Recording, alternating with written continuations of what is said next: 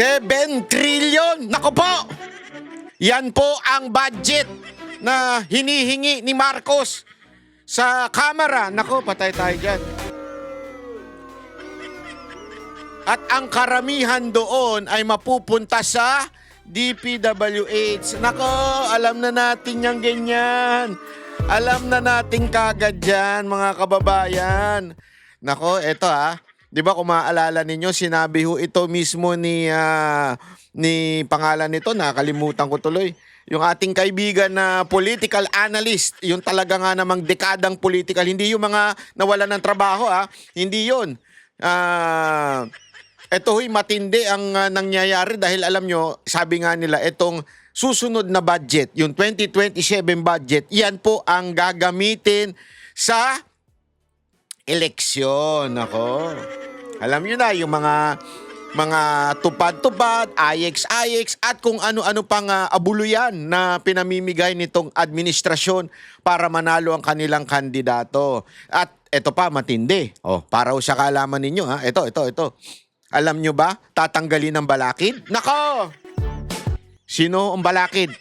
Sino ang balakid sa kanilang plano? Hulaan ninyo. Walang iba kung hindi si VP Sara Duterte at ang kanyang mga kaalyado. Nako. Kaya nga po, si VP Sara Duterte, since palpak po yung kanilang impeachment ngayon, talaga nga namang nagmumukha na silang tanga doon.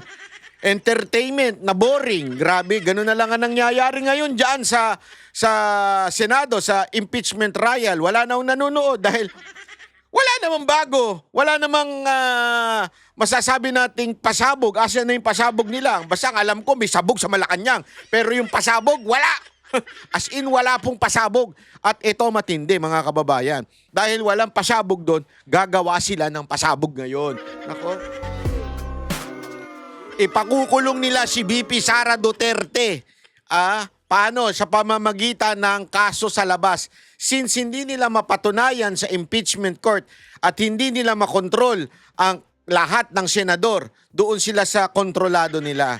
So ang DOJ nagsampa ng kaso ng grave threat kay VP Sara Duterte. Mantakin mo, Brad. Ang tagal na niyan. Ang tagal na niyan. Ngayon nyo lang isasampa sa kalagitnaan ng impeachment. Bakit? Yung timing nyo talaga kakaiba. Parang yung timing nila doon sa kay Senator Cayetano, di ba? Yung palpak na timing ni Matibag doon sa, alam mo yun, yung ano man tawag doon, doon sa SEA Games. Di ba? Doon sa SEA Games, di ba alam naman natin na matagal na yung nagkaso yan, ni-clear na ho ng ombudsman noon. At the same time, hindi ho si Cayetano yun. Biglang uungkatin ni Matibag. Oy, naku. Kasi may balita ako may balita talaga ako Si Matibag daw ay talagang pikon na pikon dito kay Cayetano. Kasi kahit anong gawin po nito ni Matibag, hindi niya ho talaga matalo pagdating ho sa si Cayetano. Alam naman po natin, napakatalino itong mamang to na si Cayetano. Kaya ho pikon na pikon kasi sobrang yabang po niya yung Matibag na yan. Oo, sobrang yabang niya na feeling niya talaga kontrolado niya yung lahat ng bagay. Feeling niya talaga siya ang may control. Ang hindi niya maunawaan, yung kanyang control, 2 years na lang. 2 years ka na lang, boy. After 2 years, magbakasyon na kayo ng asawa nyo. Ng asawa mo. Asawa nyo tuloy. Asawa mo. Sa ibang bansa. Sure ako, meron kang kalalagyan. Baka sabihin nyo ba, nagbabanta ako. Hindi, ibig sabihin ng kalalagyan. Ibig sabihin, malamang sa malamang, kakasuhan ka. Dahil sa mga kabalastugang pinaggagawa mo. Diba? So, ibig sabihin lang nun, mga kababayan, kung ikaw ay kakasuhan ng kabalastugan, alam na natin mangyayari. Ikaw ay tatakbo at daladala nyo na kung ano man ang kinita ninyong mag-asawa. Kasi balita ko, may balita ako Di ko alam pero may balita ako. Di umano, allegedly meron ding mga di umano daw Hindi ako sure dito. Again I'm not sure about this. So kung gusto nyo marinig ang panig ni Director Matibag, pwede naman po niyang i-email dito yung ano, yung kanyang panig. Pero sabi daw, meron daw di umanong mga allocation na ang kanyang asawa. Ewan natin kung totoo yan. Alamin natin. Kasi yan po yung napaka-importanting maunawaan natin. Kasi paano ka magiging isang magaling na investigador na iniimbestigahan mo yung mga quote-unquote corruption sa iba kung yung asawa mo ay meron namang, di umano, allegedly, na alam mo yun, kwento-kwento sa paligid na meron din daw mga proyekto. Hindi ko lang sure kung totoo yan. Alamin natin. Ha? So, alam mo naman tayo, bukas tayo sa panig ng kahit kanino man. Bukas tayo sa panig nitong grupo ng mga sip-sip kay Marcos. Bukas tayo dyan. Hindi tayo sarado. Alam mo naman tayo mga kababayan, pag tama, palakpakan, pag mali, banatan. Yan ho tayo di ba? Hindi tayo yung tumitingin sa kulay, tumitingin sa politika niya. Basta importante sa ating pag tama, palakpakan, pag mali, banatan. Yan po ang banateros. Yun. Mga banateros natin na nanonood dyan parati, shout out naman dyan. At saka yung mga namimit natin na nagpapabatis, pagpasensya nyo na po talaga, mahina po talaga ako sa memory. Kasi natutunan ko na mag-move on sa buhay.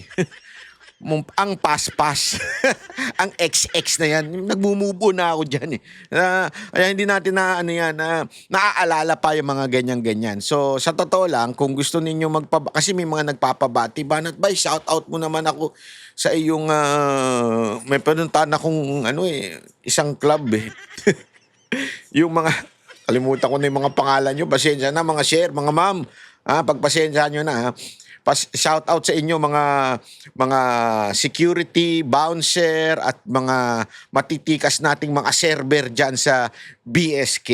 Ayun, palakpakan. Shout out naman shout out sa inyo po. Thank you very much po sa inyong serbisyo sa akin pag nandyan po tayo. Maraming salamat at sa susunod, isulat nyo na lang yung pangalan kasi makakalimutin po talaga ako Walang biro. Alam mo yung minsan nakakalimutan ko asa na yung sombrero ko na nakasuot na pala. Yung mga ganun ba? Ewan ko, ako lang po ba o kayo rin mga matatanda ganun din? Maraming matatanda ganun Nakakalimutan. Asan yung salamin ko? Yung suot-suot mo na. Di ba? Minsan talaga ganun. Pagpasensya nyo na, medyo para lang sa kaalaman ninyo, 50 na po ako at mukha lang bata. Dahil walang stress sa buhay. Pero, pagpasensya nyo na. Eto, pag-usapan natin itong limpak na salapi. Nako! Nananakawin na naman ng gobyerno. Grabe, hanggang kailan kaya pagnanakaw ng gobyerno na ito sa atin, Sobrang nakakadismaya na. Ewan ko kung yan ba ano pa ba? Yan pa ba ay tawag dito? Yan pa ba ay makatarungan para sa atin? Alam mo yung loob-loob ko nga. Ito, imagine niyo sa mga bansang napupuntahan ko, sa Japan, China, Thailand, lahat, sa Europa, napupuntahan natin yan. Sa Canada, sa Amerika, di ba, sa UK. Alam mo, ang issue sa kanila hindi naman, hindi ko sinasabing zero corruption sila. Walang bansang zero corruption. Pero hindi ko sila nagrereklamo pag mataas ang tax. Alam mo yun, marami sa kanila nagsasabi, alam mo, ang taas ng tax sa amin dito. Grabe yung tax sa amin. Pero okay lang kasi nakikinabang naman kami. Yan ang mga kadalasan sinasabi sa akin ng mga Pilipino Okay lang, mataas ang tax dito. At least, nararamdaman naman namin. Alam mo ba, ganyan. Yung nagkasakit ako, ganito, wala kang binayaran, bla, bla, bla. Yung nagkaroon ng problema, ganito, wala akong binayaran. Mga ganun, sabi ko. Kailan kaya natin mararamdaman yun, yung, dito kasi, survival. Bakit kanyo? Kasi, kahit ako meron tayong tinatawag na emergency funds, di ba? Siyempre, pagka nagkakaedad ka na, lalagay ka ng emergency funds. Yan, dapat di mo babawasan yan. Hindi dapat bababayan sa certain amount, di ba? Para may emergency fund ka. Bakit? Kasi wala ka ng mga asahan sa gobyerno PhilHealth. Ninakaw na nila yung pera Inilipat nila kung saan-saan Korte, Supreme Court dyan, nagagalit na, ba't yung nilipat yung pera dyan eh. Ito okay lang sana ilipat kung sobra. Okay lang, di ba? I mean, sobra eh. Ang dami nyo nga ospital na hindi nababayaran eh. Tapos maglilipat pa kayo? Ano katarantaduhan yun, di ba? So, iyon yung nararamdaman. Tapos ngayon, kakagawa lang ng EDSA, sira na kagad. I mean, paano ka matutuwa na magbayad ng tax? Paano ka matutuwa na maririnig mo na 7 trillion, 7.2 trillion, to be exact, 7.2 trillion ang budget ng Pilipinas, tapos ang makikita mo sira-sira sa EDSA? Na kagagawa lang po yan recently lang ginawa. Actually, natuwa na ako. Ito to be honest, natuwa na ako kasi wow, totoo nga yung EDSA rehabilitation. Aminin natin, maganda naman. Nagkaroon ng magandang, kasi nagmumotor ako ramdam ko yun eh. Pag mumotor, sa mga kotse kasi hindi mo masyado ramdam yan. Pero pag nagmumotor ka, ramdam mo talaga yung ganun dyan eh. Pagka makikita mo, talagang dire-diretso na, panalo. Walang biro, sabi ko, aba. Tapos makikita mo may walkway na talaga. May pedestrian na. Okay yun. Tapos, nung nakita ko, isang malupit na ulan lang. Kasi nung umuwi ako na madaling araw, as in traffic sa EDSA, merong nasirang syempre yung bus, kung saan na rin dumadaan. Tapos yung meron pang parang ang tawag dito, yung building na bumagsak. Hindi naman building. Pader yun. Sorry, pader. Diba? Sabi ko, ito yung rehabilitation. Sa simula lang pala maganda. Diba? Sa simula lang pala maganda, parang parang TikTok. Bakit?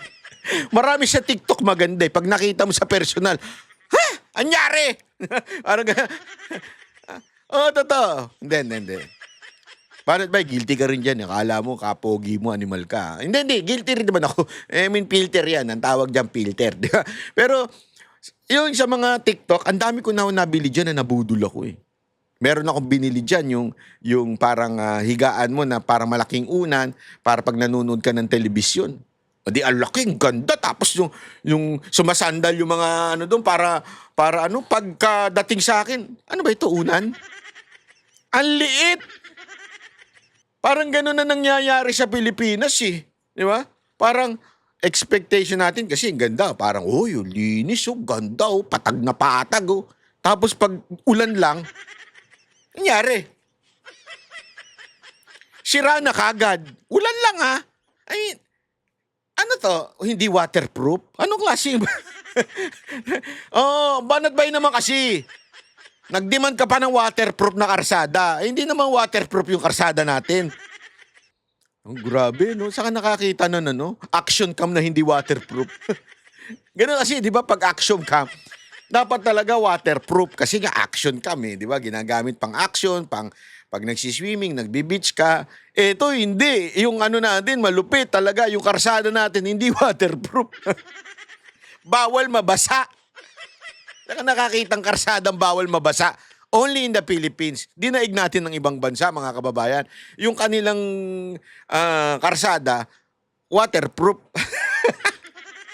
Sa atin, hindi. Bakit? Para madaling mapalitan. Pag madaling palitan, bagong budget. Para-paraan na lang din talaga no? Ang lupit nyo. Ang lupit mo, Marcos. Iba ka talaga. Ito, panoorin natin ito kung magkano ba yung budget. Isinumite na po ng Department of Budget and Management sa Kamara ang 2027 National Expenditure Program. Umabot ang panukalang pondo sa 7.2 trillion pesos. Mas mataas po yan kumpara sa higit 6 trillion pesos na national budget ngayong taon. At live. Ayan. Grabe, no? Laki ng kinalaki. Trilyon. At ito ang pinakamalaking budget sa kasaysayan ng bansang Pilipinas.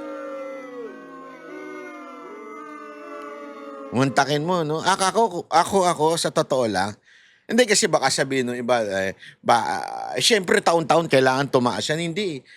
Kung ako may ganito akong iskandalo sa administrasyon ko, Halimbawa, yung ako naging president, halimbawa lang naman. Tapos ganito kalaki yung bilyong-bilyong iskandalo. Aminin na natin na meron talagang nanakaw. Oh, ang pinagtatalunan na lang natin kung sino ang mastermind. Kung para sa taong bayan, ang mastermind si Marcos. Pero para sa mga pinklawan at dilawan, ang mastermind lang si Saldico. Wala na. Hindi na nga rin si Romualdez di ba? Ganun O, syempre, sa pulahan, sa mga loyalistang tanga at bobo at bayaran, ang mastermind ng flood control si Duterte. Di ba? Ganyan yung mga yan Alam mo yung logic na, ang may kasalanan niyang baha, si Duterte pa, noon pa yan. Gago. Ganun sila ewan ko kung bobo o sadyang matindi lang yung pangangailangan sa buhay at kailangan mabayaran. Ganun yung kanilang komento. Hindi, ang may kasalanan yan si Duterte. Ang pinklawan naman, hindi nila masisi si Marcos, hindi nila masisi si Romualdez. Ewan ko ba kung ba't ganun to mga pinklawan, kaya yung kaplastikan nyo, wala na Wala na talaga Hindi na po yan papasa sa Pilipino yung kaplastikan ninyo, yung double standard nyo. Hindi talaga kayo for anti-corruption. You are just for power and greediness. Yan ang mga pinklawan, yan ang mga dilawan na sumusuporta kay Ontiveros at saka dito kay Leni Robredo. Yan ang totoo. Pero eto na nga, at 7.2 ang pinakamataas sa kasaysayan. Kasi kung ako nga presidente, sinasabi ko nga, alam ko na may korupsyon na nangyari. Pipilitin ko yung mga tauhan ko, ibaba nyo Kung hindi man lang the same nung last year na 6 point something, at least ibaba nyo ng kapiraso. Di ba? Konting-konti lang para, ay, grabe, bumaba. Kasi ang pangako dyan, mawawala na yung flood control Di ba? Dahil nga sa kinurap. So, parang mawawala na yung flood control. Pero hindi Ganun pa din. Kahit wala na daw, di umano. Ewan ko kung totoo yun. Katarantaduhan nilang yun na wala na daw yung flood control. Pero parang hindi naman. Lalo lumaki. Paano nangyari yun? Mula sa Batasang Pambansa, may expert report si Marian Enriquez. Marian, ano ba yung mga departamento na pinaglaanan ng malaking alokasyon at kasama na ba dyan yung para sa flood control projects? Ruth, alinsunod nga sa konstitusyon o sa saligang batas, ang sektor pa rin ng edukasyon na may pinakamalaking pondo na paglalaanan nga. Bakit edukasyon? No, matik yan Matik yan. Baka sabihin nyo, tinan mo na, priority Marcos. Edukasyon, hindi. Matik yan. Bakit? Kasi nasa konstitusyon natin yan Sa budget, dapat pinakamataas. Edukasyon. Okay? Edukasyon talaga dapat. Para nga sa 2027 national budget at plano ng paglaanan ng 976 billion pesos ang Department of Education. Sunod naman na paglalaanan ng pinakamalaking pondo ang Public Works o ang DPWH na may proposed 644 billion. Yan ang hindi normal. Kasi given na po na ang DepEd ang pinakamataas. So dito mo makikita kung ano talaga ang tunay na priority ng presidente. Yung kasunod, hindi yung una. Yung una kasi hindi nila pwedeng labagin yan Pero yung kasunod. Billion pesos. Ikatlo ang health sector na may proposed 353.80 billion pesos. Sunod ang mga kagawarang paglalaanan ng pondo ang DILG, Defense, Transportation, Agriculture, Social Welfare, Higher Education at Judiciary. Sa press conference, sinabi ni Budget Acting Secretary Kim Robert De Leon na may proposed 107.4 billion pesos para sa flood control projects sa susunod na taon. Kabilang dito ang maintenance, Meron pa rin sa flood control. Magkano yun? Ulitin natin. Flood control projects sa susunod na taon. Kabilang dito ang maintenance. Wait Kim Robert De Leon na may proposed 107.4 billion pesos. 107.4. Flood control. 107.4. 107.4. Makalimutan ko na naman. para sa flood control projects sa susunod na taon. Kabilang dito ang maintenance, repair, rehabilitation at improvement ng mga existing infrastructures. Giit niya, kinailangan daw ibalik at mapondohan muli ang mga ito sa susunod na taon dahil hindi maitatanggi ang kahalagahan ng pagkakaroon ng maayos na flood control projects para maiwasan ang mga pagbaha. Matatandang hindi naglaan ng pondo para sa flood control projects ngayong taon kasunod ng mga nadiskubring anomalya at korupsyon. Narito ang paliwanag ni DBM Acting Secretary Kim Robert De Leon. Hindi naman din po natin po pwedeng pabayaan yung mga naumpisahan na mga. Ito yung may hawak ng pera ng taong bayan? Siya nag-propose? My golly, what is happening to our country? Flood control projects at mas hindi po magiging maayos yung epekto kung mananatiling nakatiwangwang yung mga naumpisahan ng mga flood control projects. Hay nako. Balik sa Ruth. Marian, medyo malaki-laki rin yung 100 billion plus na para sa flood control projects. Paano daw masisiguro na hindi na mauulit itong mga anomalya sa flood control projects? Yes, Ruth, ayon nga doon kay Budget Acting Secretary Kim De Leon, talaga naman daw mas matinding vetting process yung kanilang ginawa at nagpapasalamat nga siya dito sa kalihim ng DPWH sa kanilang kooperasyon kay Secretary Vince Dizon at nanindigan siyang siniguro nila na natukoy nila ng maayos yung mga proyekto, gayon din yung mga lokasyon ng mga ito. At para naman po doon sa hanay ng Kamara, git nga ni House Committee on Appropriations Chairperson Mika Swansing, gagawa sila ng mga panibagong rounds ng vetting para nga sa pagpapasa ng HGAB para masiguro na yung mga proyektong napapaloob sa final version ng panukalang pondo ay yung kinakailangan. Narito po yung kanilang mga pahayag. Duly supported ngayon pa lang ng actual program of works ang mga ito upang masiguro natin na hindi ito magiging mga ghost flood control projects kapag ito ay naaprubahan ng Kongreso. Meron na po tayo actually nasimulan doon sa 2026 GAA na ilang mga probisyon na ating pinasok para po siguraduhin na in terms of implementation and monitoring.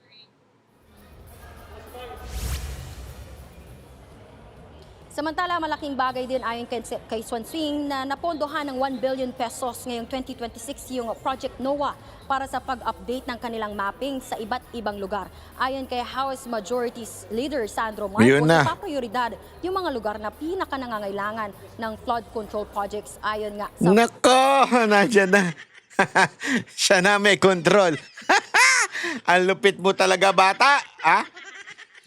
Siya na maglalagay ng kung saan magkakaroon ng flood control. Patay tayo dyan. Garapalan, Walang yaan talaga, mga kababayan. Garapalan ang nangyayari sa Pilipinas. Oo, imagine mo, Brad. Imaginein mo na lang. Project NOAA at Ruth sa August 17 sa susunod na Lunes ay inaasahan na nga mag-uumpisa yung budget briefing at unang sasalang syempre yung mga economic managers mula nga sa DBCC. Yan muna ang latest dito sa Kamara. Balik sa Ruth. Yan po ang Express. Grabe, Sige lang. Gising na po ba kayo, mga kababayan, hindi pa rin hanggang ngayon? Magpapaniwala pa rin kayo sa script ng mga pinklawan at dilawan na ito'y labanan lang ng Marcos at Duterte. Hindi, kasi alam mo,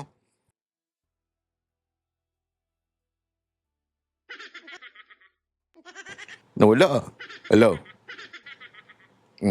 Hindi kasi alam mo, mga kababayan, people in the house, sa totoo lang, yan po yung propaganda po ng ng mga pinklawan yung pinalalabas nila through the mainstream media. Of course, tandaan niyo ang pinklawan, dilawan at itong mga terorista makakaliwa, magkakasama yan Tandaan niyo, magkakasama yung mga ulul na yan at ang kanilang mouthpiece ay ang mainstream media. Bakit? Kasi pare-pareho sila ng ugali niyan mga hipokrito, double standard na mga tao. At alam mo, etong ginagawa po nila na script ay palagi na lang Hindi, labanan yan ng mga Marcos at Duterte. Ang flood control, labanan yan. Nag-aaway lang dyan yung mga destabilizer na mga Duterte dahil gusto nilang mapalitan ang gobyerno dahil gusto nila si VP Sara Duterte. Eto lang, para lang ho sa kaalaman ninyo. Hindi ho totoo yan. As a matter of fact, sure shot naman na si VP Sara Duterte sa 2028. Hindi na natin kailangan guluhin ang gobyerno para mapalitan si Marcos. Yes, marami ho sa ating mga kababayan, hindi lang ho mga Duterte supporter na gusto nang mapalitan agad-agad. Ngayon pa lang. Kasi hindi dahil sa gusto nila si Vice President Sara Duterte, kung hindi dahil po, palpak talaga si Marcos pagdating sa pagharap sa krisis sa ating bayan. So kaya nila gustong mapalitan na. Dahil gusto nilang mabalik yung dati. Alam mo, whether you are, kung ikaw ay non-political person, marami nanonood sa atin na hindi naman po baka Duterte o they're non-political people. Pero sa totoo lang, sila po mismo, alam nila at gusto nila na bumalik doon sa 2016 to 2022 na kind of living sa neighborhood o doon mismo sa labas. Kasi ngayon, ito alam na lahat ng tao to eh. Kahit sino nanonood dito, tanungin ko kayo. Kayo ba, do you feel safe na maglakad sa mga iskinita ngayon? Hindi.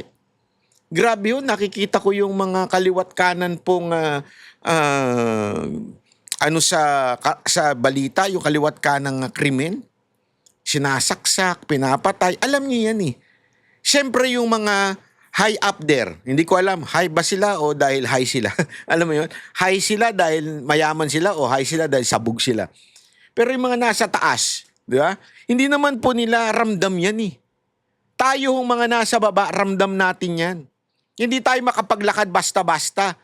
Kailangan pa natin pumunta sa mga BGC para makaramdam ng safety. Actually, hindi nga rin. Minsan may mga instances pa rin doon na ilan lang naman. Kailangan natin pumunta sa mga maayos na lugar para magkaroon tayo ng safety nest na pakiramdam. Pero pag ikaw talaga nakatira ka sa mga, alam mo na, mga simpleng mga bahay, kahit nga subdivision ngayon, hold up ka na, nakikidnap ka na, hindi mo na as much as possible kung ikaw ay talagang magulang na matino, hindi mo papayagan ng anak mo na bumiyahe na mag-isa kasi binabantayan mo na. Unless pariwara ka magulang, adik ka rin na magulang, na wala ka ng pakialam sa anak mo dahil nag-aaway kayo mag-asawa. Kasi ganoon naman nangyayari ngayon eh. Yung mga walang pakialam sa anak nila, dahil magkaaway sila at niloko siya ng asawa niya. Yun ang totoo. Reality check, people in the house, maraming ganyan. Kaya nga, alam mo, etong pangyayari na to sa issue ng flood control, sa issue ng corruption, hindi ho ito laban ng Duterte at Marcos. Ito'y laban na corrupt talaga ang gobyerno natin ngayon. Kaliwat kanan. Sagad po sa korupsyon ang ating bansa. Iyan po ay given na. Kitang-kita po. Tanga ka na lang kung hindi mo ma-realize at aaminin yan na grabe ang korupsyon ngayon sa ating bansa. Mula barangay. Sa totoo nga eh. Mantakin mo, dati, ang korupsyon, nasa taas lang ngayon, hanggang barangay, hanggang kagawad, kurap. Ewan ko kung paano talaga babaguhin tong bansa natin eh. We have to have a radical change in this country. If gusto natin mabago, kasi alam nyo yan, marami sa mga kagawad at barangay, kung hindi kayo bibigyan ng pera, hindi nyo bibit-bitin yung kandidato, di ba? Huwag tayo maglukuhan.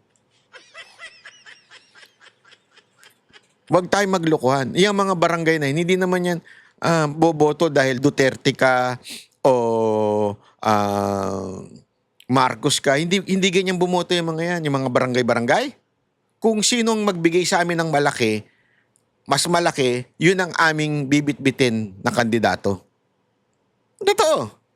Walang biro. Yun ang aming tutulungan at ipaboboto sa mga kababayan natin. Kaya sa totoo lang, yung mga barangay captain, mga kagawad, kasalanan nyo rin kung bakit nagkaganito bayan natin.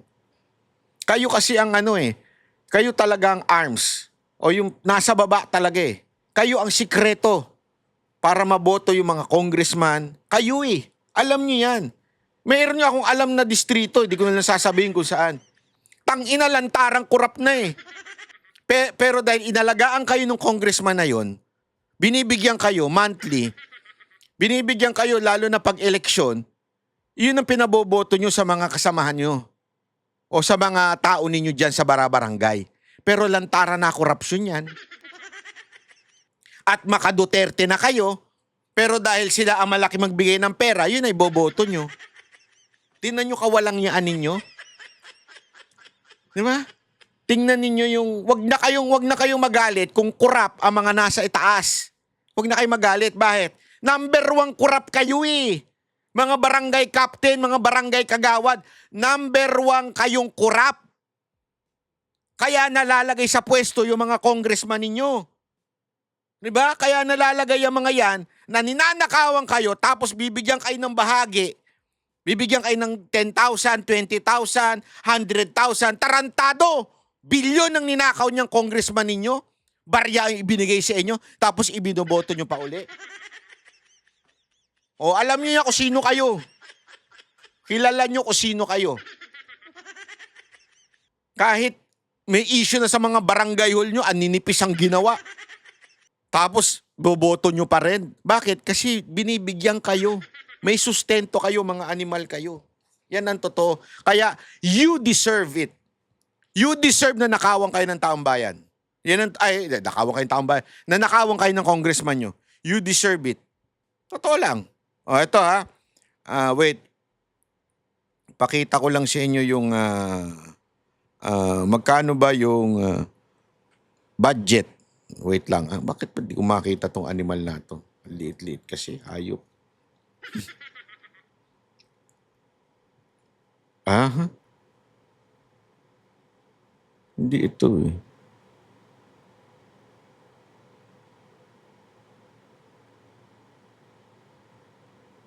Asa na yun?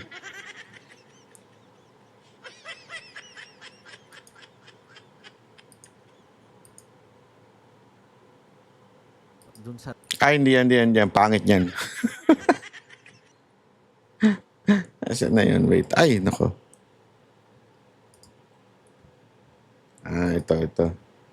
Ito. Evan, Wait, gaano kalaki ang itinaas nitong proposed budget sa susunod na taon kumpara sa national budget ngayong 2026?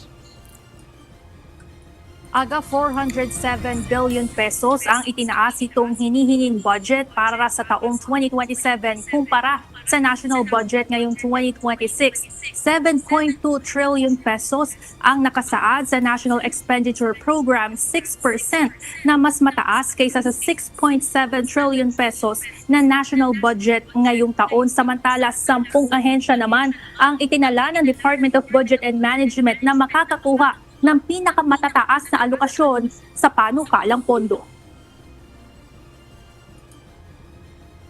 Nasa House of Representatives na ang 2027 National Expenditure Program o NEP matapos i-turn over ng Department of Budget and Management ngayong araw.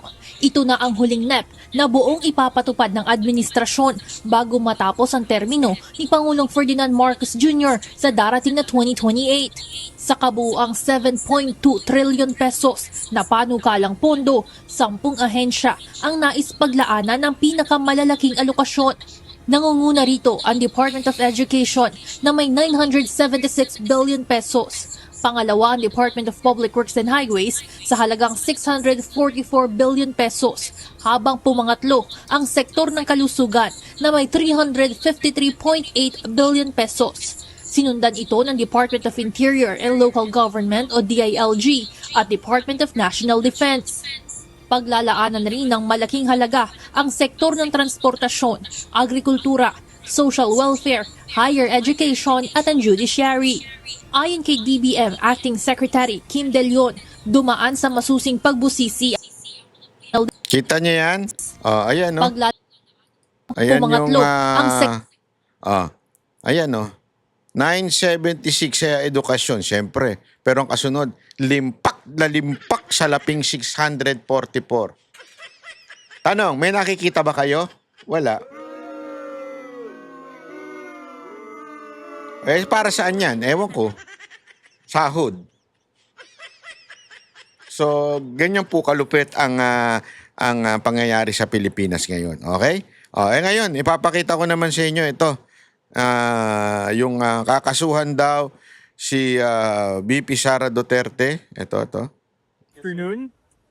Today, August 11, 2026, at around 1:30 p.m., he confirmed that the criminal information for grave threats was filed against Vice President Sara Zimmerman Duterte. The charge is for grave threats under Article 282 of the Revised Penal Code in relation to Section 6 of Republic Act Number 10175 or the Cybercrime Prevention Act. So per context, this is the same matter referred to by the NBI to the DOJ, which is currently one of the subject of the current ongoing impeachment proceedings against the Vice President. Okay, so after preliminary investigation, ang nangyari po is nakita po ng ating mga prosecutors is that there was prima facie evidence with reasonable certainty of conviction to indict the Vice President for the crime of grave threats, again, by means of the cyberspace, so Cybercrime Prevention Act. So at this stage, the information being filed in court, it's now within the jurisdiction of the court na RTC-QC, at sa kanila na po tayo titingin for further updates on what the process will be. So, ganito. So, may grave threat ngayon na isasampang kaso dito po kay VP Sara Duterte. Ang dito, yung timing baga. Alam na alam mo yung timing na, may impeachment na 'Di ba? Ang tagal na niyan, yung quote-unquote ginawang grave threat di umano daw ni VP Sara Duterte. Ang tagal na niyan. Tapos ngayon, alam niyo kung bakit? Kasi wala po kasing napatunayan sa impeachment court. Walang napatunayan doon except pinlay lang yung video. Anong pinapatunayan doon? Dapat sana napatunayan na talagang may pagbanta si Vice President Sara Duterte sa presidente at kay Lisa at dito kay Romualdez. Sana kung may ganun. Talagang, oo, ako, inutusan ako. Naka-standby lang ako. Pag namatay si VP Sara Duterte, ako yun lahat sila walang personal knowledge. Hindi nga nila alam na it was an outburst of emotion. Bakit? Napatunayan doon. Napanood nyo ba? Hindi.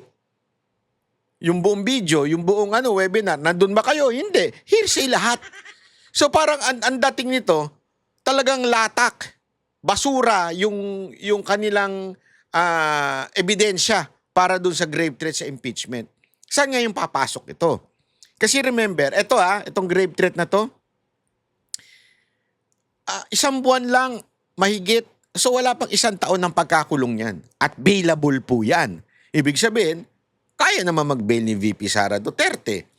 Kaya namang magkaroon po ng ng konting pagkulong lang kung sakaling siya po ay ma-convict. Para saan yan? Optics po yan, mga kababayan. Optics yan na pag may nangyari dito o pag sinampahan ng DOJ, meron nga yung pambibida itong prosecution at ipagyayabang nila yan para ma-convince yung mga senator judge na tingnan nyo na, kahit dito sa korte na convict, o kahit nga hindi na convict nasampahan at ng kaso ng DOJ. Kasi pag sinabi mo itong ginagawa ng DOJ, parang nakahanap na sila ng probability of conviction. Nakukuha nyo yun? Kaya nga, ito katarantaduhan to Kasi para mo sinabing, may posibilidad na makulong o makonvict si VP Sara Duterte. Kasi before, ang kailangan lang is, alam mo yun, kailangan mo lang ng probable cause. Ngayon, hindi. Probability of conviction na. Ang probable cause, yung parang, oo nga, pwede. Litisyon na natin to. Parang ganon. Ganon yun yung probable cause sa lengguaheng masa. Ano naman yung probability of conviction? Probability of conviction is, mukhang makukonvict siya dito. Yan, ipasa na natin. Ginawa yon, inutos yun ng Supreme Court para mabawasan ng kasong walang kwenta. Kasi punong-puno na nga ng kaso mga korte to the point na nadidelay na yung justice sa mga PDL. Kasi nangyari yan, dati pag may probable cause ka na, Sasampa na sa husgado, yung husgado pwede na mag-serve ng warrant. Kulong. Kaya ang daming tao sa mga bilangguan natin na hindi naman convicted, PDL lang. At eventually, after how many years, tsaka sasabihin ng korte, wala namang, hindi guilty yan. Nakulong na siya. Pinahirapan na. Yan yung iniiwasan ng Supreme Court. Kaya nagkaroon ng bagong kautusan ng Supreme Court na kailangan probability of conviction. Mas mataas na requirement. Ibig sabihin, ayan, mukhang makukulong yan. Mukhang makukonvict yan. So yun yung idea ng probability of conviction. Yan ang ginawa ng DOJ ngayon. Sinasabi nila na may probability of conviction si VP Sara Duterte. Ang gago, di ba?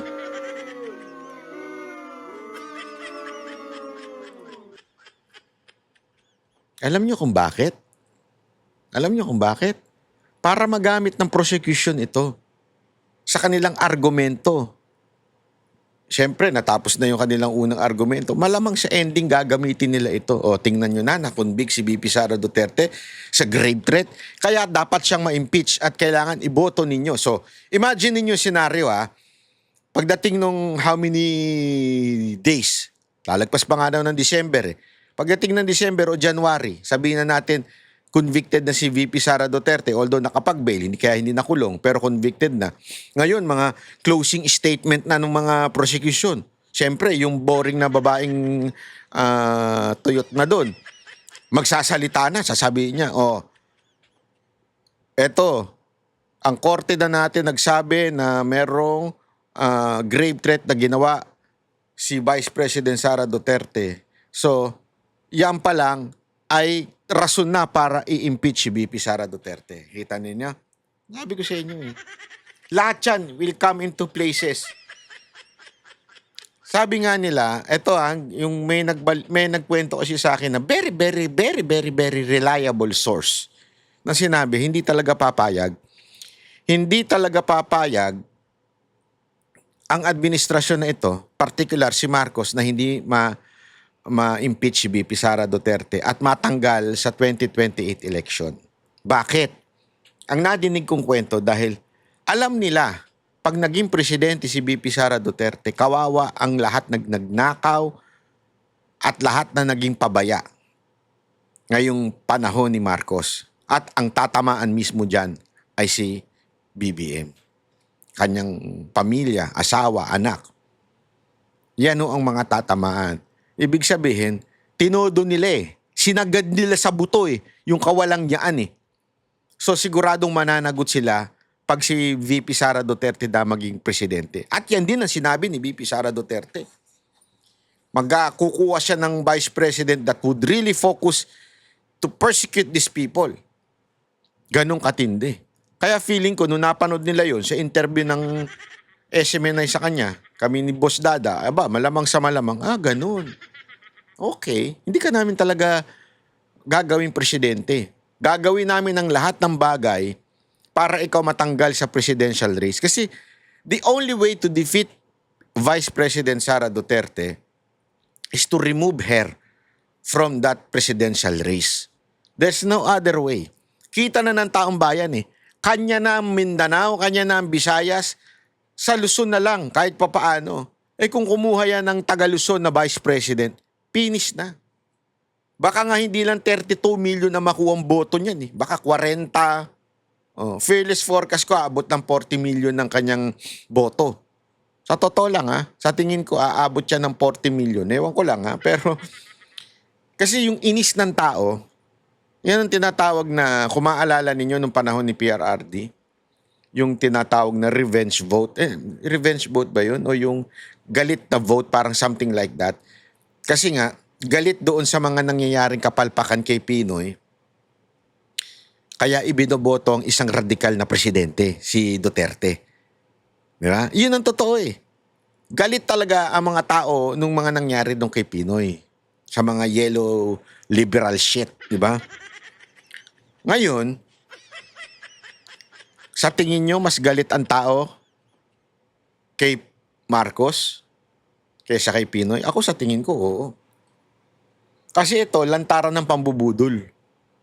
Noon tagu pa kahit papaano Noon, nung si Corona ay ini-impeach, talaga mismo si Pinoy nagsabi na gusto niya ma-impeach si Corona. Ibig sabihin, meron pang meron pang honesty kahit papaano. Dito wala Gaguhan talaga. Ayoko ma-impeach si VP Sara Duterte. Pero anak niya ang unang pumirma. Anong katarantaduhan yun? Hindi ako makipag-coordinate sa ICC. Pero sino unang kumilos? Yung tao niya si Torre. Di ba? I mean, ito yung lantarang pambubudol sa taong bayan. Galit na ang taong bayan. Alam na binubudol talaga nito ni Marcos ang taong bayan. Yung 20 pesos na bigas. I mean, sinong tarantadong tao na magsasabi 20 pesos ang bigas? Tapos linggo-linggo, nag-grocery, namamalengke ang mga Pilipino at nakikita nilang walang 20 pesos na bigas. Sinong tarantadong gano'n nagagawa ng gano'n? Walang iba kung hindi itong presidente natin. Talagang pambubudo lang. Wala akong pakialam sa inyo. Bahala kayo, basta 20 pesos ang bigas. Pupunta ako sa isang gathering, 20 pesos ang bigas. Tapos the rest, bahala na kayo. Diba? Tanga naman kayo Parang gano'n ang parang gano'n ang trato niya sa mga Pilipino Tanga naman kayo di ba? So okay lang yan, ganyan na lang ang presyo ng bigas. Lantaran yung pambubudol sa atin. Tapos dagdagan mo pa ng Claire Castro. Hindi. Imagine niyo yan, dagdagan mo pa ng Claire Castro. Talagang sasagad na yung galit ng Pilipino. Galit talaga yung Pilipino Alam mo kung sino na natutuwa kay Claire Castro? Yung mga vlogger niya na ewan ko kung magkano natatanggap nun. Na dati mga hampas lupa, ngayon, may kotse na. Meron ng kondo. Mga hampas lupa yan, dati. Ngayon, asensado na. Ano yung penalty, sir, ng grave threats? Again, since it's grave threats, tapos may cybercrime element doon, aggravated siya. Okay, let's not discuss the penalty for now because anything could happen in the course of the proceedings. Okay, so makita naman po sa Revised Penal Code ano ang penalty of grave threats. So, para lang malinaw mga kababayan kasi yung sinasabi niyang, depende kasi yan kung ano yung condition. Meron kasi tinatawag na, kaya nga aggravated bakit may ganon? Ang kasi niyan, depende yan kung may condition ba yung threat, meron bang pagbabanta na merong kapalit, so depende yan. Pero more or less, sabi nga sa, ano bang article to? Nakalimutan ko na kung anong, nakalimutan ko na ako. Ayun, article 282 ng Revised Penal Code. Sinasabi doon na ang threat ay grave threat kung sakasakaling hindi conditional. Ibig sabihin yung hindi condition, walang kondisyon. Aresto mayor o 1 buwan at 1 araw. Yun lang ng parusa. Hindi ko sinasabing lang yan Pero kung yun lang ang parusa, bakit pa dinimanda? Hindi ko gets. Alam nyo nga kung bakit. Kasi nga po, gagamitin sa impeachment And if to. it's aggravated. But again, details as to what particular things will happen during the case, any incident pertaining to the substance of the matter, sabiwan ng the jurisdiction or TCPC. Then, we'll have to check the information for that, no? So, wala bang complication sa impeachment trial? Well, the bail, recommended bail is 120,000 pesos. Okay, for that count. Ilang counts? This is one count. Hawak ko dito, no? Yes. So, sa impeachment trial? For the impeachment trial, Hindi nasagot, well, alam po natin na impeachment proceedings under the domain naman ng legislature right now. The Senate and the senators being senator judges. But procedurally speaking, the conduct of the criminal case in RTCQC should not be affected by the ongoing impeachment proceeding, and that applies vice versa to the ongoing impeachment trial. Walang prohibition, sir, dito sa tuloy-tuloy ng kaso versus the vice plus. Ay, hindi ko po masasabi, no? Nasa Senate na po yan. But as far as we know, procedurally, magkaiba po silang proceeding, distinct and separate proceedings. So, tuloy-tuloy lang to, sir. Yes, yes. Sir, in our statement, sabi ng lawyer ni VP Sara na hindi siya pwedeng Gets nyo? Hindi masagot na ng diretso, no? Pero gayon pa man, paulit-ulit na nga natin sinasabi na yun po ang dahilan nito. Wala nang iba pang dahilan. prosecute as the Vice President? Your comment lang. Well, there's a legal argument by the defense, no? Again, that should be properly ventilated with the court. Okay, we cannot comment on the merits as of now. So even, so yun na, we can only discuss procedurally. Hanggang doon na po muna tayo. Inciting to sedition, why was it dismissed by the panel of prosecutors? So the inciting to sedition case, just to clarify, it was dismissed for the sole reason that the panel of prosecutors did not find prima facie evidence of reasonable certainty of conviction. Mataas po sa inapuatnos proof yan. So for that particular crime, under the law, may elements ng crime. Nakita po nila na, there's not enough evidence for us to file this import. Di ba? Yung inciting to sedition na kinaso sa kanya, wala. Ibig sabihin, wala. Alam niyo kung bakit wala. Kasi nga, mataas daw. That's the legal point. Mataas daw yung requirements ng inciting to sedition. Tama naman din. And good job for the persecutor na hindi pinaboran yan at hindi ipinilit yan. Kasi pwedeng maging non-bailable yan eh. Sabi nila, bailable, pero pag titingnan nyo talaga sa batas, non-bailable yan. Pero syempre, matindi yan eh.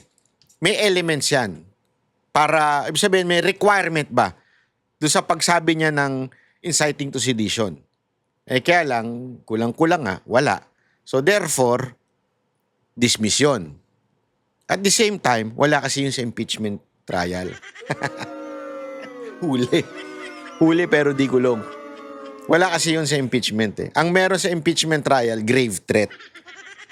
So mas maganda ang kwento kung ilalagay natin sa grave threat ang senaryo kay VP Sara Duterte, di ba?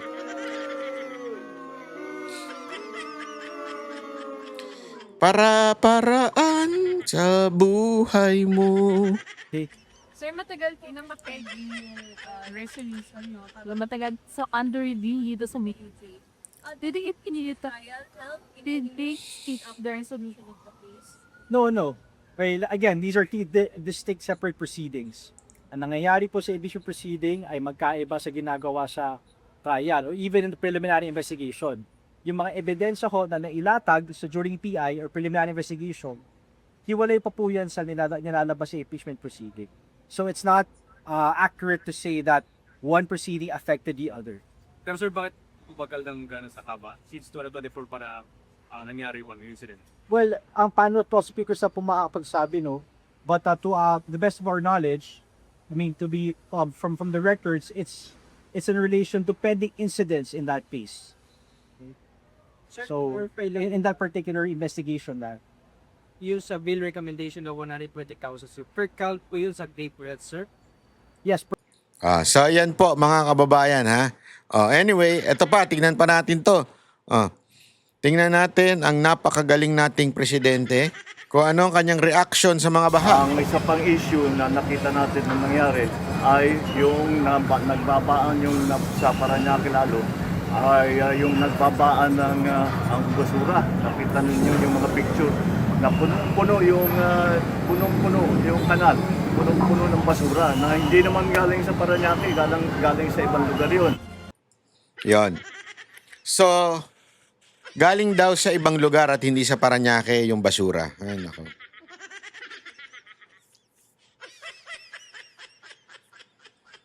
Pero kahapon, ang sabi ng tao niya, ay nasabi ng report pala, hindi ng tao niya, ay sa Parañaque yon at saka sa Pasay. 'Di ba? Tapos eto na naman, syempre, alam mo naman yung sip-sip niyang aso na si ito, ayan o. Dun sa reaction na lang ng palasyo, dun sa nakitang massive sea of trash na hinahakot ngayon ng Department of Public Works and Highways. Lubha po talagang nakakabigla in a way na isa ito sa makikita nating dahilan sa hindi pagdaloy ng tubig sa lagusan. So, ang nais din po ng Pangulo, noon pa naman natin ito pinapaalala, pero yung tumambad sa ating mga mata na dagat ng basura. Parang may lumalangoy, parang may gustong lumangoy sa dagat ng basura. Sana nga si Marcos na lang yun tinesting niya. Hindi ito ang nais natin.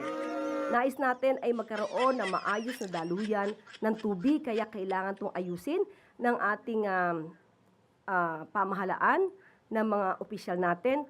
Pero, ang nais din po nating lahat, ang nais ng Pangulo, lahat po tayo ay magtulong-tulungan. Hindi po kakayanin ng gobyerno na magtrabaho. Mali ka dyan, Pero ating bata. mga kababayan ay pabaya ng Mali ka pabaya. dyan, bata. Tapos magtuturo kung sino ang may kasalanan. Tama ka. Ngayon, nagtuturo na kayo. Dito malalaman mo, wala talagang alam ito mga mayayaman na to eh. Kasi ito yan kahapon, ni-report mismo ng GMA yung unang report na lumabas dyan eh.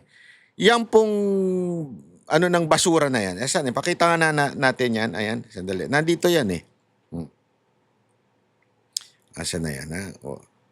Yan dito yun eh. Ay wala. Hindi ko na ilagay. Nabura ko na. Yung basura na po na yun, makikita natin po, yun po ay nasa boundary ng Parañaque at ng Pasay. No, para sa kaalaman ninyo, yung as in dagat ng basura. Okay.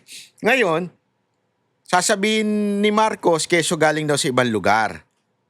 Sa totoo lang, hindi niya kasi alam kasi hindi siya bumababa dyan sa Baclaran. Alam mo, ang pinaka nagpo-produce ng basura dyan yung Baclaran. Pumunta ka kasi. Ang problema sa'yo, kung saan ka pumupunta, ibang bansa ng ibang bansa, pumunta ka dyan, maglakad ka dyan sa Baclaran, makikita mo kaliwat kanan ng basura dyan. Along Pasay, ang Pasay, parang wala mayor yan eh. Kung titignan ninyo, yung mga barangay captain dyan, mga barangay kagawa dyan, ewan ko kung ano ginagawa eh. Yung yung mismong TAF na sa may Baclaran, aba, wala ka na madaanan dyan. Galit pa sila pag dadaan ka dyan. Ikaw pa may kasalanan pag dadaan, kasi dito dumaan eh. Kita mo na yung mga benta namin, nasa gitna ng daan, dadaan ka pa dito. Dito makikita mo, walang kwenta, walang silbi yung gobyerno ng Pasay. At the same time, yung Parañaque rin. Kasi boundary sila eh. Yung Baclaran, nagsishare yung dalawa na yan eh. Pag titingnan mo, wala rin ginagawa yan.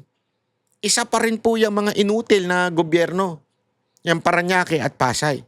Pag samahin mo yung dalawang inutil na gobyerno, local government, ano nangyayari? Yung basura kung saan-saan. Ngayon, masisisi ba natin yung mga nagbebenta dyan? Sa totoo lang, sobrang maliit ng porsyento. Alam nyo kung bakit? Kung merong sapat na basurahan dyan, naniniwala naman ako na yung mga nagbebenta dyan, ayaw naman nilang mabaha. Ayaw nilang maabirya. Kasi negosyo nila yun eh. Kaya lang, mismanage. Alam mo, sa ibang bansa, ganyan din.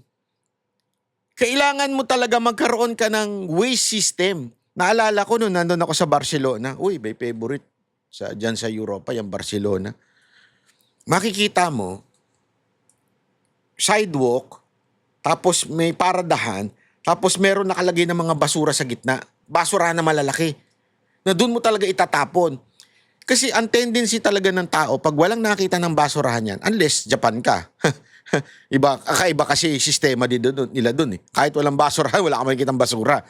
Dito, since sobrang dami ng mga nagtitinda dyan, kumakain dyan sa Baclaran, pag walang sapat na basurahan at walang naglilinis, naturalmente, magtatapon lang yan kung saan-saan. At syempre, dahil sa nagtatapon sila kung saan-saan, dahil hindi nga inaasikaso ng gobyerno ng Pasay at ng Parañaque, pupunta ngayon yan dun sa ilog nila. I'm not saying na-justify ko yung pagtapon nila sa ilog Hindi. Dahil sa napupuno na, naalala ninyo, naging problema yan ng Maynila nung panahon nila Lacuna. Nasa karsada na po yung basura. Bakit? Walang nagpipick up. Bakit? Kinurap ang pera. Kinurap. Kaya nga ngayon, si Yorme ganyan eh. Naintindihan ko yung kasipsipan ni Yorme sa presidente kasi wala silang pera. At off-cam, pinaliwanag ni Yorme yan sa akin eh. Wala silang pera kaya kailangan nila ng pera ng nasyonal. Bakit? Inubos ng nakarang administrasyon. Ubus. Sagad. May utang pa. So paano niya sasalbahin yun?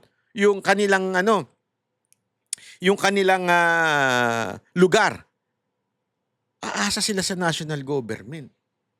Paano ka ngayon bibigyan ng national government kung kokontrahin mo? Since local lang naman ang focus ni Yorme, kailangan niya sumipsip kay Marcos para mabigyan sila. Ngayon, binibigyan sila ngayon, di ba, ng pera para mapaayos niya. Kita nyo naman, napapaayos niya. Nalilinis niya. Pumunta kayo sa website mismo ni Yorme, makikita ninyo, malinis kaagad. Kinabukasan, eto, hindi po ito At ang tanong ko nga sa kanya, paano yan? Marami magagalit sa'yo. Kasi sisip-sip kay Marcos. Alam ko namang hindi mo rin gusto si Marcos. Sabi niya, okay na sa akin na magalit ang tao, ang buong bansa. Basta importante, masalba ko ang Maynila. Kasi ang prioridad ko naman, Maynila ako ang mayor ng Maynila, hindi naman ako ang presidente ng buong bansa na kailangan ko i-please ang buong bansa. Which is, somehow I understand. O yung iba, kinikriticize siya, balimbing, blah, blah, blah. Ako kasi I understand Sometimes you really have to understand people why nakafocus sa isang particular priority. As a leader, you understand that. Bakit? Kasi leader din po ako. May mga organization din po ako na aking pinamumunuan at binamanage. May mga kailangan kang i-priority at mako-compromise yung ilang bahagi nung grupo na yon. Pero pag pinriority mo ito, makukuha mo yung goal mo. Ganun na nangyari. Again, it's not because I'm a friend of Yorme kaya ako sinasabi ito. Kasi as a leader, yun ang iintindihin mo You are not people pleaser. Yun ang pinakamali ng tao. People pleaser. Kailangan you only please yung sino yung immediate mong prioridad. Halimbawa, kaya pag may nangungutang sa akin, hindi ko kayo pinapautang. Bakit? Bakit may pera ka naman, di ba sabi ng Lord, kailangan mong pautangin? Wala sinabi ng Lord ng ganun. Kailangan ka mapagbigay? Yes, tama naman Sabi ng Biblia, better to give than to receive. And you have to be, alam mo yun, helping people. Yes, tama. But I have more priority in life.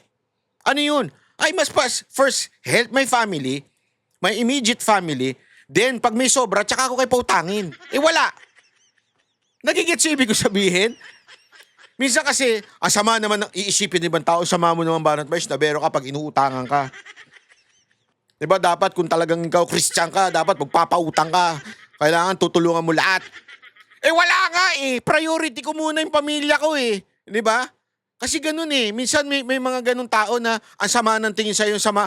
Pag parang pinakukonsensya ka ba, magpautang ka naman, kawawa naman ako, nagkasakit naman ako, yung pamilya ko nagkasakit. Lahat na lang nagkasakit sa pamilya mo, ikaw lang hindi. Sana magkasakit ka na rin. Biro lang. Di ba, ang daming ganun tayong kaibigan Mga OFW, alam niya, inuutangan kayo. Hindi kayo magpautang, hindi na kayo ngayong friendship ng mga kaibigan nyo dati. Kasi nga, your priority is your family. So, kaya ko naintindihan yun, yung aspekto na kay Yorme na yun.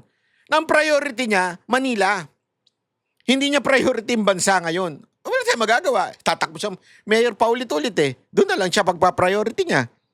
Kailangan din naman niya yun. Kasi pangako niya yan bilang mayor.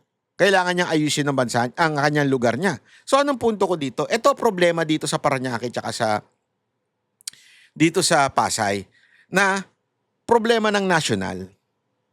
Tapos sisisihin niyo yung mga tao, sasabihin ninyo, ay bakit wala kayong, hindi kasi kayo disiplinado, tapon kayo ng tapon. Gugong pala kayo Mag-provide kaya kayo ng pera para magkaroon ng hahakot dyan araw-araw. Alam mo, ganun kasi sa Japan Sa Japan po, nasubukan ko na rin tumira dyan dun sa parang mga apartment type. Yung hindi hotel. Kasi sa hotel, walang problema. Tapon ka lang ng tapon sa basurahan. Ayos na Bahala na sila Pero kasi sa apartment ka, grabe. Dito para sa plastic. Dito para sa baso. Baso, ang tawag doon? Cans. O dito para sa bote. Dito para sa pagkain. Mga ano yan, ang problema, Japanese pa minsan yung karakter. Mga 7 o 8 basurahan yan. Tapos everyday, kukunin yan. As in, everyday, kukunin niya ng basurero. At ang matindi dyan, pag ikaw hindi nagtapon na maayos o yung apartment na yon, particular apartment na yon, penalty ka. Pero anong ibig ko sabihin? Ginawa ng gobyerno ang trabaho niya. Araw-araw niyang pinipick up, kinukuha niya. Nag-provide siya ng paraan. Kung magpo-provide ang gobyerno natin ng paraan para matapon ang basura ng maayos, sa tingin ko hindi naman magkakalat ang tao. Sino ba ang tao gusto niya makalat ang paligid niya? Kaya nga papansinin niyo, marami sa mga kababayan natin makalat sa labas, malinis ang ang bahay. Bakit? Kasi niya ayaw niya na makalat. Ayaw niya ng puro basura. Eh kung ikaw may negosyo ka, gusto mo ba maraming basura sa paligid mo? Sino pupunta dyan? Kaya lang wala ng choice. Wala nagpipick up, wala naglilinis, walang kukuha. Kasi nakikita ko naman pupunta ako ng Baklaran Hindi sa simbahan doon sa mga DVD. Hindi, wala na. Meron pa bang ganun doon? Hindi, doon kasi ako dati namimili ng costume ng Mocha Girls. So nakikita ko naman nagwawali sila. May basurahan naman sila, tinatapo nila na maayos. At malinis yun sa kapaligiran nila. Kasi by nature, ang tao gusto naman niya malinis. Ayaw niya naman ng mabaho, madumi.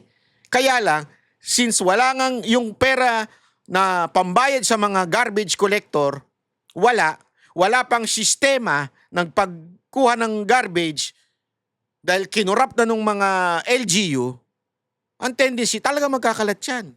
Hahanap yan ng lugar na tatapunan ng basura nila. Kasi ayaw nila yung basura nasa kanila. You understand what I mean? Kaya kayong national government, talo ka na anti-clear, huwag mo sisihin ng tao. Sisihin nyo yung sarili nyo. Kasi kung may leader na matino, kung may leader na magaling, ang tao susunod. Wala tayong leader Sana nga kung may leader tayong bobo, hindi Wala tayong leader. Ang leader kasi it's not by name or votation. Hindi ganun. A true leader is yung kayang mag-lead. Marcos is not a leader. He is the president but he is not a leader. A true leader, marunong mag-lead. Kaya niyang pasunurin ang tao. Leader nga Lead. Si Marcos hindi niya kayang pasunurin ng tao. Kaya hindi nga siya maintindihan. Mga ganun. Hindi nga maintindihan paano susunod ang tao. Communication is very important for a leader. You have to communicate well for the people to follow you. Yun ang importante. Pag hindi sumusunod sa'yo, hindi ka na leader. Hindi ibig sabihin presidente ka, leader ka. Kahit kahit anumang organisasyon, whether chairmanship, ikaw ang manager, kung hindi sumusunod sa'yo ang tao mo, hindi ka leader. Ano ka? Pinakamalaking kumuha ng pera. Totoo. Etong gobyerno to, walang kakwenta-kwenta talaga Anyway, maraming salamat po. Magkita-kita ulit tayo bukas. Napagod ako doon Okay? God bless everyone. Kita-kita ulit tayo bukas. Sana po i-share and subscribe nyo po itong ating channel dahil marami pa tayong pasabog. Dahil sumasabog-sabog na ang ating bansa dahil sabog ang nangunguna.